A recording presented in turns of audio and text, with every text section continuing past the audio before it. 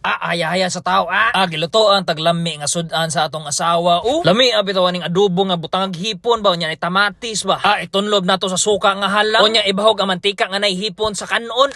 Kalas kayo ni kanon mga siaw. Murag lamaw ang style. So mao to mga siaw, di pud nato kalimtan nga magpasingot. Ana jud na ipagawas jud ng mga taksin sa atong mga kalawasan ba para makakaon lang gyapon taglami nga makadaot sa atong lawas ba. Makakaog lami pero di palabi. Kontrolado ba. Pag humana to workout sa atong back og legs. Suwayan taning leg compression boots. Maayo kay ni sa blood circulation para po ni sa mga pamaol para mapaspas ang recovery. Nindot po ni siya gamiton after running, basketball, soccer o leg day workout. Shout out din ni Coach Dondi of Anytime Fitness sa pag-assist nako. Adlaw nga Sabado gikuyugan namo si Koa para mag-model siya ba. Pagaliwata sa inahan, oy maayo kay mo acting.